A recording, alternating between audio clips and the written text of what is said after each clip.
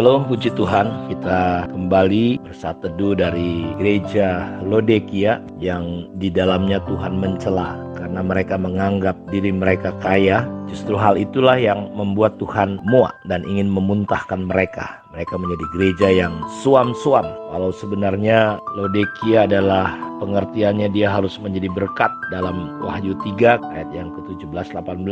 Karena engkau telah berkata aku kaya dan aku telah memperkayakan diriku dan aku tidak kekurangan apa-apa. Dan karena engkau tidak tahu bahwa engkau melarat dan malang, miskin, buta dan telanjang. Jadi kita melihat di sini bahwa justru perasaan, anggapan kaya, merasa kaya, tapi di mata Tuhan kerohanian mereka justru miskin. Banyak orang kaya lahiriahnya, tapi mentalnya dia justru miskin, kebalikan dari apa yang realita. Dan sampai Tuhan melihat mereka ini telanjang, tidak berpakaian, compang-camping seperti anak bungsu yang meninggalkan ayahnya. Pakaiannya compang-camping, kotor. Kita melihat di sini, kita harus dewasa, kita harus benar-benar berhikmat, kita harus bisa melihat dengan jernih bagaimana hidup kita. Kalau kita mengukur bahwa perkara-perkara lahiriah, jasmani ini menjadi ukuran kerohanian, bahwa berkat Tuhan, kelimpahan adalah ukuran kerohanian, kedewasaan,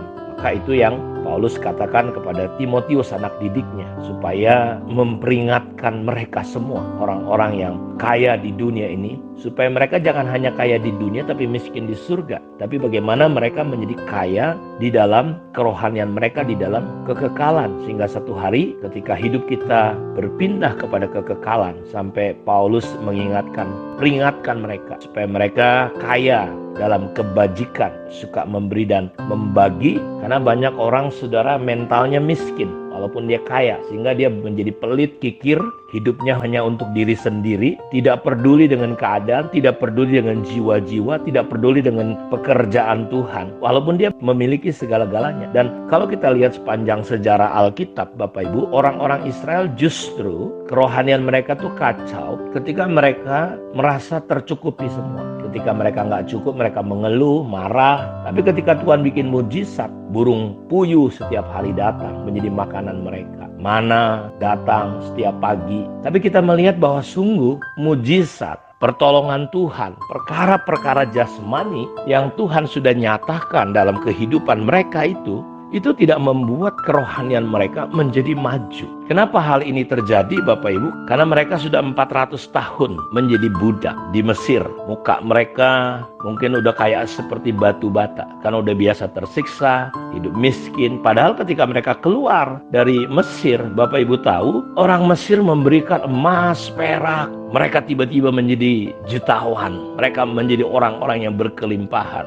Tetapi Bapak Ibu lihat mental mereka miskin seperti gereja di Laodikia ini. Punya segala-galanya, tapi Tuhan bilang kamu miskin. Jadi kenapa mereka seperti itu mentalnya? Jadi kerohanian kita ini perlu ada terobosan kalau kita ingin menjadi kaya rohani, Bapak Ibu. Cara pandang kita, pola kita. Dulu waktu kita belum bertobat, kita kikir, pelit, Bapak Ibu. Tapi setelah kita kenal Tuhan juga sama aja, nggak ada bedanya. Bedanya mungkin saudara dulu nyanyinya lisoy-lisoy atau lagu dunia, tapi sekarang saudara sudah tahu lagu rohani. Bahkan saudara pandai menyanyi. Tapi mental kita tetap miskin. Mental kita tidak kaya. Kenapa? Orang Israel ketika dia jalan menuju tanah Kanaan, perjanjian Tuhan, Bapak Ibu lihat, mental mereka masih tetap mental budak. Mental miskin, mentalnya telanjang, tidak berpakaian, sehingga kerjanya hanya menuntut, kerjanya hanya bersungut-sungut, kerjanya hanya mau dilayani. Saya berdoa supaya lewat pembelajaran gereja di Laodikia ini, kita bisa belajar bahwa bagaimana kita bisa menjadi kaya. Ibadah itu kalau disertai rasa cukup, itu memberi keuntungan besar. Sebab kita tidak membawa sesuatu. Jadi perlu ada rasa cukup, rasa puas dalam dunia ini. Asal ada makanan dan pakaian, cukuplah. Kalau saudara memiliki segala sesuatu, saya berdoa supaya saudara tidak menganggap engkau menjadi Tuhan di atas hidupmu, di atas hartamu, di atas nafasmu. Sehingga muncul kesombongan, kita susah diarahkan, kita nggak punya kerelaan untuk dibawa masuk ke dalam rencana Tuhan. Lihat ya, di sini dikatakan, tetapi mereka yang ingin kaya terjatuh ke dalam pencobaan, ke dalam jerat, ke dalam berbagai-bagai nafsu yang hampa dan yang mencelakakan. yang menenggelamkan manusia ke dalam keruntuhan dan kebinasaan. Karena akar segala kejahatan ialah cinta uang. Sebab oleh memburu uanglah beberapa orang telah menyimpang dari iman dan menyiksa dirinya dengan berbagai-bagai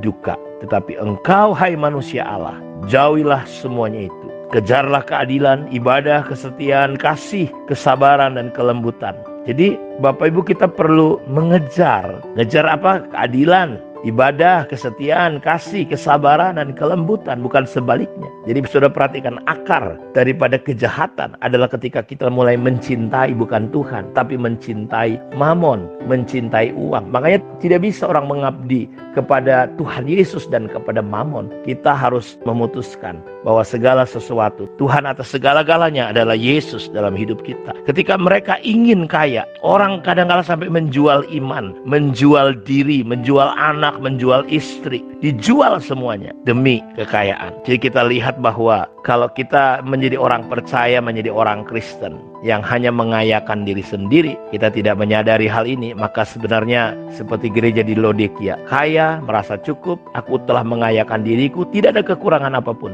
secara lahiriah. Tapi Tuhan berkata, kamu miskin, kamu kasihan, kamu buta, kamu malang, kamu telanjang. Dan hari ini biarlah kita mengintrospeksi diri kita, mengevaluasi diri kita. Orang yang ingin kaya jatuh ke dalam berbagai pencobaan, ke dalam jerat, ke dalam berbagai-bagai nafsu.